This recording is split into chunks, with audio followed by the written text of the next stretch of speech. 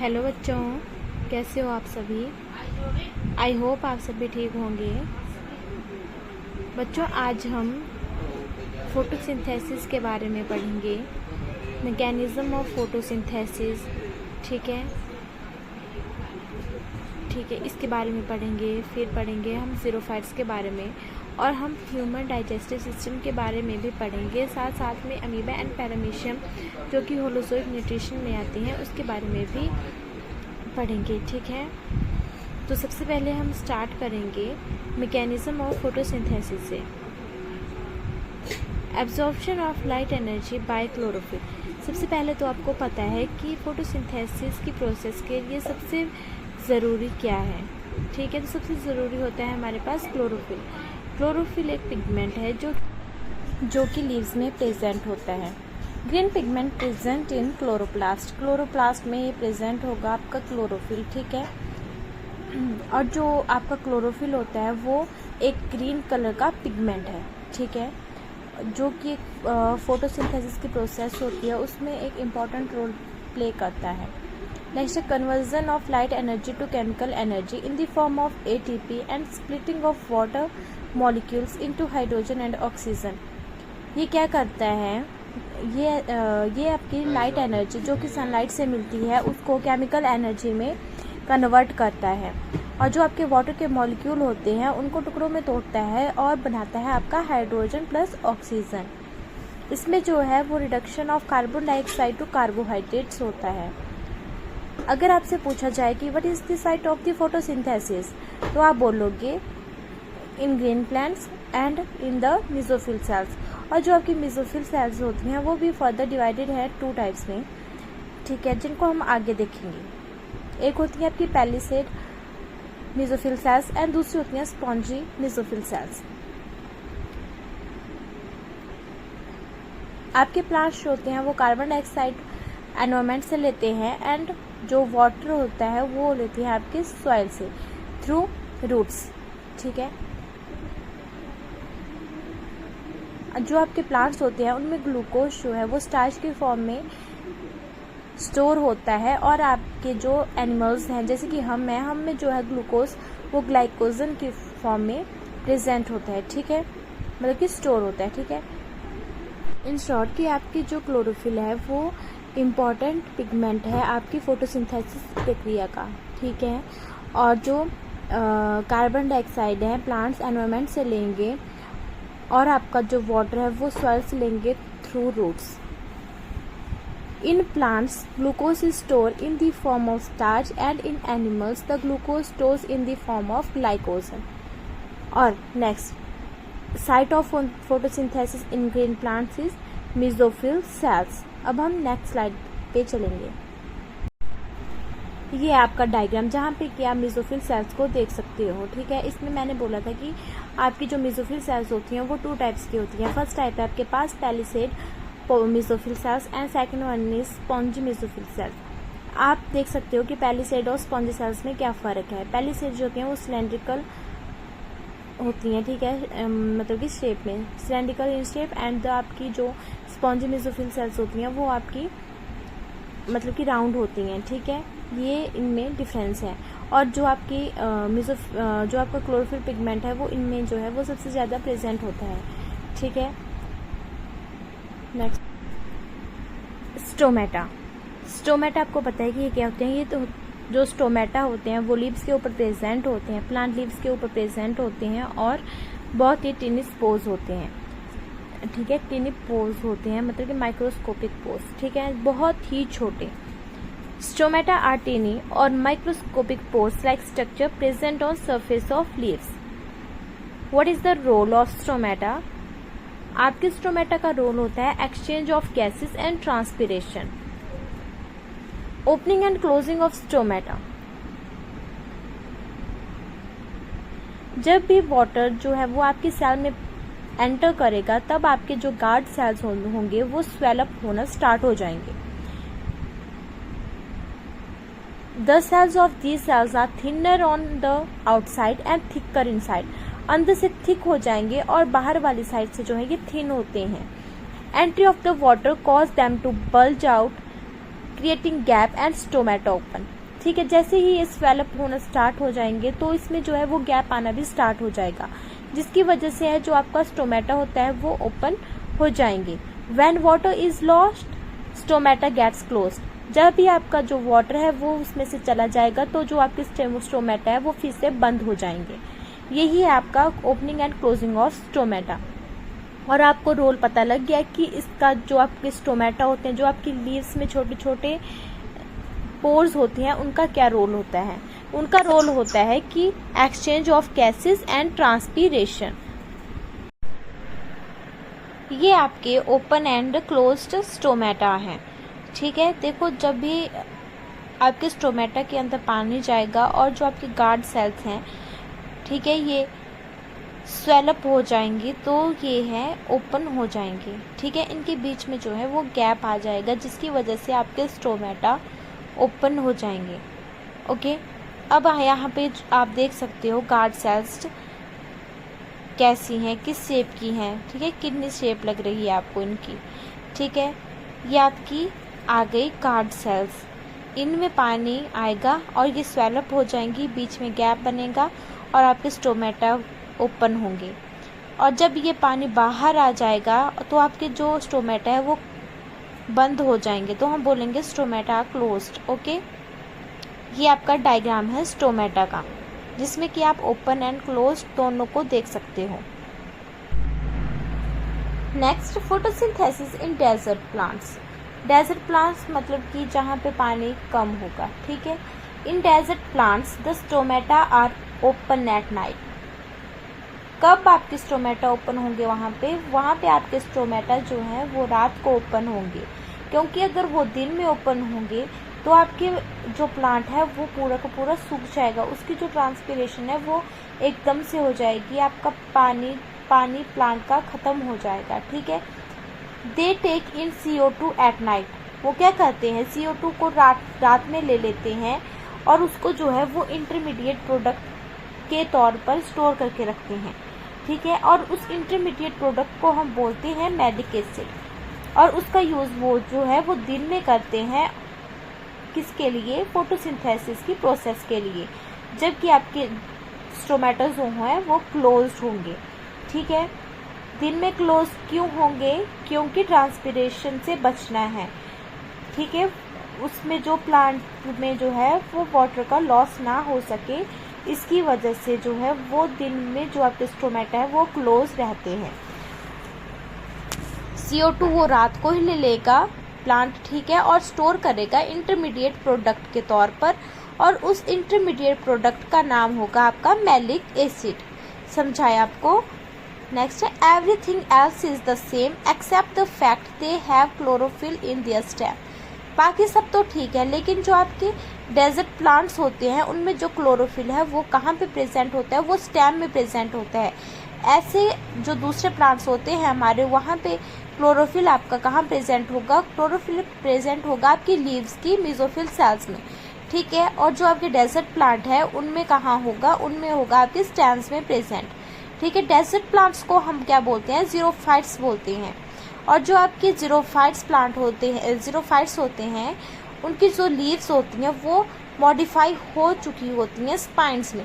मतलब कि जो आपकी लीव्स होती हैं, लीव्स ना होकर वो क्या होते हैं? कांटे होते हैं, उसमें वो मॉडिफाई हो गई होती हैं। क्यों हुई होती हैं? इसलिए हुई होती है क्योंकि उनको सर्वाइव करना होता है आपके डेजर्ट में। ठीक है, तो ये था आपका फोटोसिंथेसिस इन डेजर्ट प्लांट्स की। वहाँ पे फोटोसिंथेसिस कैसे हो रही है, इतनी ज़्यादा टेम्परेचर में कैसे हो रही है। ठीक है, तो वो क्या कर रहे हैं? रात को ही इनटेक कर रहे हैं आपके CO2 का, और इंटरमीडिएट प्रोडक्ट बना के जो है वो उसको स्टोर कर रहे हैं, और उस इंटरमीडिएट प्रोडक्ट का नाम होगा आपका मैलिक एसिड, और वो उसका ही यूज़ करेंगे दिन में, और फोटोसिंथेसिस की प्रक्रिया में जो है वो अपना भोजन बनाएंगे। ये आपका डेजर्ट प्लांट है। यहाँ पे आप देख सकते हो कि वाटर कहाँ से ले रहे हैं, कार्बन डाइऑक्साइड कहाँ से ले रहे हैं, ऑक्सीजन कहाँ से हो रही है, लाइट एनर्जी ले रहे हैं, और ये वहाँ पे फोटोसिंथेसिस की जो प्रोसेस है वो कैसे चल रही है। ठीक है, न्यूट्रिशन इन अमीबा। अमीबा में न्यूट्रिशन। ठीक है, nutrition in an amoeba occur through a process called phagocytosis. जिस प्रोसेस के थ्रू अमीबा में न्यूट्रिशन होता है उसका नाम है फैगोसाइटोसिस। ये एक ऐसी प्रोसेस है जिसमें फूड जो है वो engulfed by the organism. The mode of nutrition is amoeba is known as holozoic nutrition. कौन सा टाइप का न्यूट्रिशन हो रहा है आपके अमीबा में? अमीबा में हो रहा है होलोजोइक न्यूट्रिशन। इसमें जो है अमीबा में फिंगर लाइक प्रोजेक्शंस होती हैं जिनको हम बोलते हैं स्यूडोपोडिया। वो क्या करती हैं? वो अमीबा की मूवमेंट के लिए हेल्प करती हैं और साथ ही साथ में फूड कैप्चरिंग में भी हेल्प करती हैं। जो आपका अमीबा है वो एक यूकैरियोटिक ऑर्गेनिज्म है, यूनिसेलुलर है, मतलब कि सिंगल सेल्ड है, और एक एक्वेटिक ऑर्गेनिज्म है। ये आपके अमीबा के बारे में कुछ बातें हैं। ये देखो आपके पास अमीबा का डायग्राम है, ठीक है। पहले डायग्राम में आपको एक न्यूक्लियस दिखाई दे रहा है, ठीक है, और एक साथ में फूड पार्टिकल है। जब ये फूड पार्टिकल जो है वो अमीबा के पास जाएगा तो इसमें जो है वो फिंगर लाइक प्रोजेक्शंस बाहर को आएंगी और इनके बीच में जो है वो फूड चला जाएगा। और जो ये फिंगर लाइक प्रोजेक्शंस हैं उनको क्या बोला हमने? उनको बोला हमने स्यूडोपोडिया, ठीक है। और ये जो फिंगर लाइक प्रोजेक्शन है वो आगे बढ़ती जाएंगी और जो आपका फूड पार्टिकल है वो एनगल्फ हो जाएगा, ठीक है। यहाँ पे आप देख सकते हो फूड एनगल्फ हो गया और वो अमीबा के अंदर चला गया, ठीक है। देखो अमीबा में क्या होती हैं? स्यूडोपोडिया होती हैं, जिनको हम बोलते हैं फिंगर लाइक प्रोजेक्शंस और extensions of a cell membrane. ये क्या करेंगी? फूड को कैप्चर करेंगे, जिसको हम बोलेंगे ऑल्सो कॉल्ड एंडोसाइटोसिस और फैगोसाइटोसिस। कहाँ पे लेके जाएंगे ये फूड को लेके जाएंगे ये फूड वैक्यूल में। Digestion of food in food vacuole, मतलब कि जो आपके फूड का डाइजेशन है वो फूड वैक्यूल में हो जाएगा। उसके बाद अनडाइजेस्टेड फूड जो होगा वो सरफेस ऑफ द सेल के पास जाएगा और बाहर वो आ जाएगा, ठीक है। ये आपके अमीबा के बारे में है। नेक्स्ट है nutrition paramecium. पैरामीशिया have 2 kinds of nuclei. सबसे पहली बात कि इसमें 2 न्यूक्लियाई होंगी। जो लार्ज न्यूक्लियाई होगी, a large ellipsoidal nucleus called a macronucleus. बड़े वाले को हम बोलेंगे मैक्रोन्यूक्लियस एंड स्मॉल वन को बोलेंगे माइक्रोन्यूक्लियस। जो आपके दोनों टाइप की न्यूक्लियाई होंगी, मैक्रो और माइक्रो, इनमें जो है वो full complement of genes present होंगे, वो जो कि आपके ऑर्गेनिज्म की हेरिडिटरी इंफॉर्मेशन को रखेंगी, ठीक है। 1 nucleus is large and the same function of the human brain. जो आपका बड़ा न्यूक्लियस होगा, 1 न्यूक्लियस इज लार्ज, मतलब कि एक न्यूक्लियस जो लार्ज होगा वो आपका फंक्शन करेगा एक ह्यूमन ब्रेन की तरह, to direct the cell activities. The other nucleus is small and used as a reproduction. एक होगा जो कि आपकी सेल एक्टिविटीज़ को कंट्रोल करेगा, डायरेक्ट करेगा, आपके ह्यूमन ब्रेन की तरह वो काम करेगा, जो आपका लार्ज न्यूक्लियस होगा। और जो आपका स्मॉल न्यूक्लियस होगा वो किसकी तरह काम करेगा? वो करेगा reproduction, use as a reproduction. इसमें जो है वो सीलिया प्रेजेंट होंगे मूवमेंट के लिए, जैसे कि आपके जो आपका अमीबा था उसमें स्यूडोपोडिया प्रेजेंट थे आपके मूवमेंट के लिए। इसमें क्या पैरामीशियम में क्या प्रेजेंट है? Cilia are present for the movement.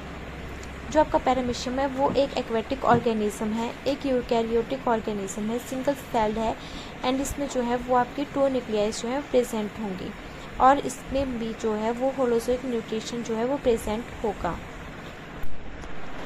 ये आपके पैरामीशियम का जो है वो डायग्राम है, ठीक है, जिसमें कि आपके पास 2 न्यूक्लियाइज प्रेजेंट होगी, 1 इज माइक्रो एंड दूसरी जो है वो माइक्रो होगी, ठीक है। एज मूवमेंट के लिए क्या प्रेजेंट होंगे आपके पैरामीशियम में? मूवमेंट के लिए आपके पैरामीशियम में जो है वो सीलिया प्रेजेंट होंगे, ठीक है। बाकी आप देख सकते हो।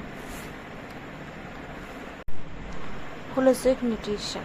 Holozoic nutrition takes place in those organisms which take solid or liquid food through the mouth inside their body. Examples: organisms having Holozoic mode of nutrition are human beings, dog, cat, lion, deer, crow, and frog. ठीक है, मतलब कि क्या जो कि solid और liquid ऐसी चीज़ें खाते हैं, ठीक है, उनमें जो है वो होलोजोइक न्यूट्रिशन जो है प्रेजेंट होते हैं। ठीक है। और एग्जांपल्स आपके पास हैं जैसे कि ह्यूमन बीइंग हो गया, dog, cat, lion, deer, crow, frog and fish. जो आपकी होलोजोइक न्यूट्रिशन है, इसकी जो प्रोसेस है वो फॉलोइंग टाइप्स की है। वो टाइप्स है आपके पास ingestion, digestion, assimilation, absorption and last one is आपका इजेशन। उनको अब हम एक एक करके देखेंगे। स्टेप्स जो हमने पीछे देखे, जैसे कि इंजेशन क्या होता है, जब भी the process of taking food inside the body is called ingestion. जब भी आप फूड को खाते हो, ठीक है, अब वो बॉडी के अंदर जाएगा, उसको जब हम उसको खा रहे हैं, टेकिंग मतलब टेक कर रहे हैं उस फूड को, तो उसको हम बोलेंगे इंजेशन। डाइजेशन क्या होता है, in digestion the ingested food is converted into simple form with the help of digestive enzyme. Digestion हुआ जब उसमें जो है वो डाइजेस्टिव एंजाइम्स वर्क कर रहे हैं और जो आपका फूड है वो सिंपल फॉर्म में कन्वर्ट हो रहा है। Absorption, in this stage the food digested in second step is absorb into the cell of body. मतलब कि जो भी उसके न्यूट्रिएंट्स हैं वो एब्जॉर्ब हो रहे हैं हमारी बॉडी के सेल्स के थ्रू, ठीक है। एस्मिलेशन होता है, assimilation is the process of utilising the food absorbed in third step by various cells of the body. मतलब कि वो ये एक थर्ड स्टेप है, जो आपका एब्जॉर्प्शन था वो सेकंड स्टेप था, एंड जो आपका एस्मिलेशन है वो आपका थर्ड स्टेप है, जिसमें कि आपके सेल्स जो हैं वो उस फूड को एब्जॉर्ब कर रही हैं और उससे जो है वो न्यूट्रिएंट्स को यूटिलाइज कर रही है। Next and last step is egestion. Egestion is the final step of holozoic nutrition in which the undigested food is removed from the body. मतलब कि इसमें जो भी आपका वेस्ट प्रोडक्ट होगा या अनडाइजेस्टेड फूड होगा वो आपकी बॉडी से बाहर आएगा, उसको हम बोलेंगे इजेशन।